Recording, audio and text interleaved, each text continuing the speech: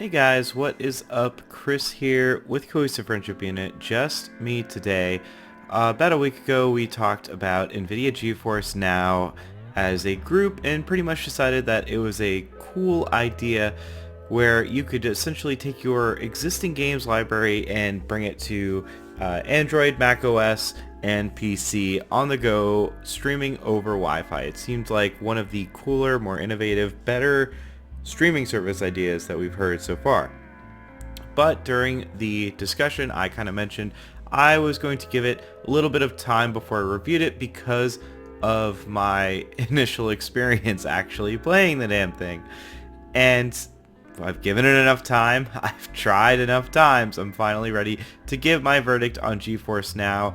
No more cutting it slack. No more initial impressions. This is the full fat review. But before we get into it, we are doing a giveaway for a copy of Risk of Rain 2 on your platform of choice. We are getting close to the necessary sub count of 2,250 subs. We give it away to a random subscriber. All you gotta do is be subscribed. So if you love us, sub us. And if you're into these streaming services, we have reviewed all the major ones. There's a playlist you can check out if you'd like. So let's start with the idea of this. Let's start with the good. It's a cool idea.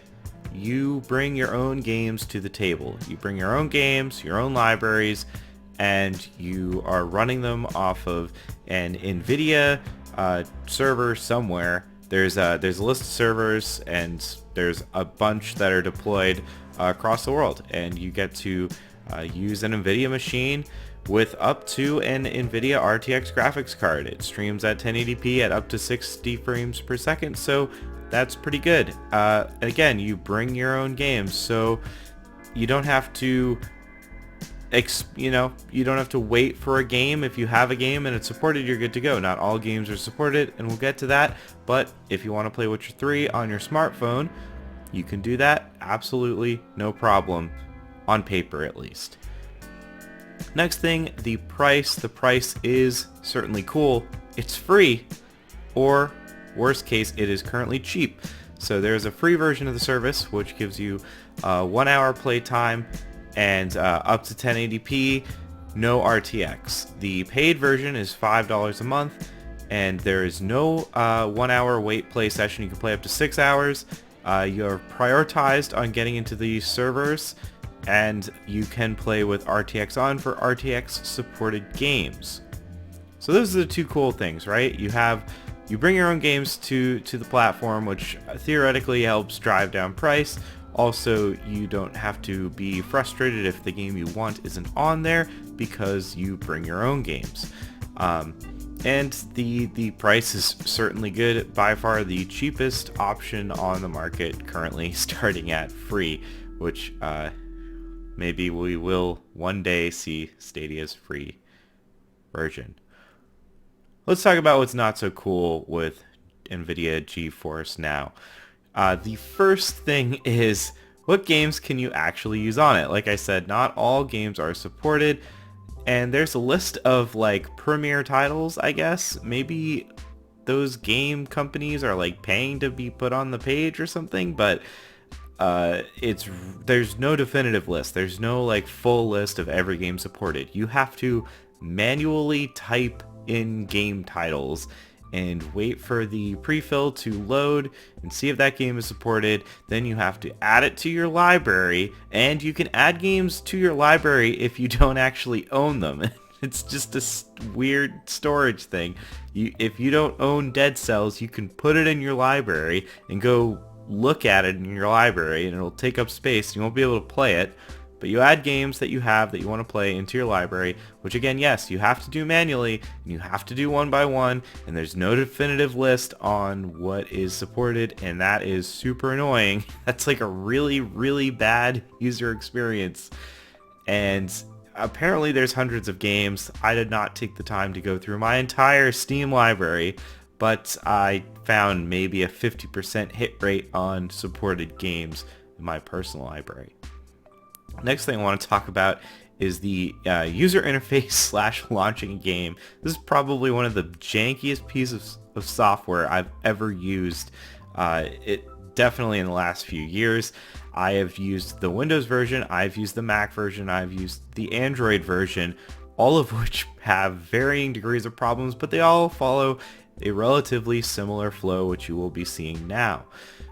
You add a game to your library, you go back to your library, you launch the game. That brings you to this loading, initializing thing where it checks your network and verifies everything's good, which again, that's another point we will get back to in a second.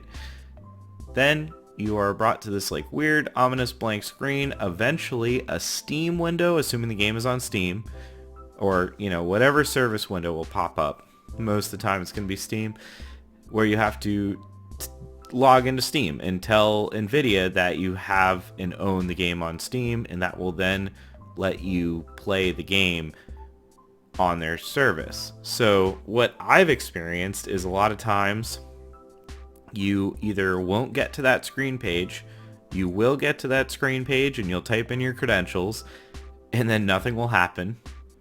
Like, you'll just wait there indefinitely. You'll get to the Steam page, you'll type it in, and it'll like duplicate or triplicate the window.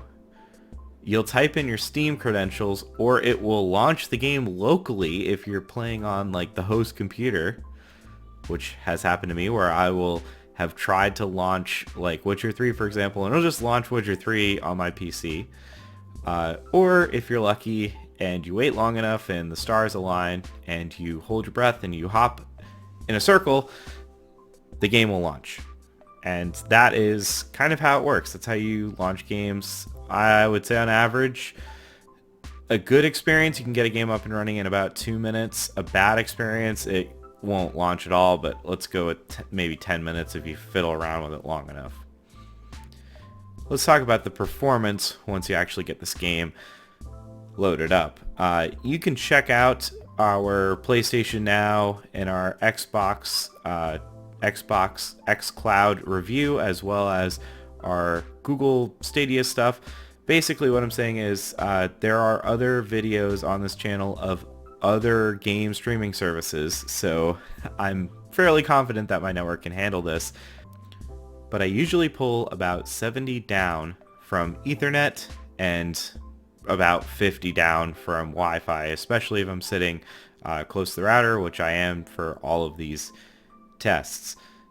Right off the bat, pretty much every device, every time, whether I'm on Ethernet or Wi-Fi, even if there's not a single other device doing anything in my apartment, it says there's a bandwidth limitation, it says there's network limitation. This is on 5 gigahertz network. This is the same network that I've wirelessly streamed VR to with minimal problems. And it always tells me there's poor connection, high latency, and bad bandwidth, despite there being no other issues at all.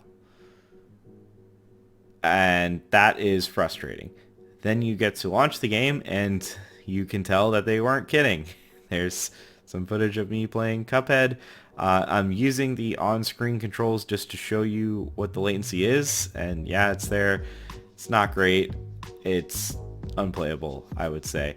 And this is on an Android phone, but every version I've played on Mac when I could get the games running and on Windows has been painfully horrible.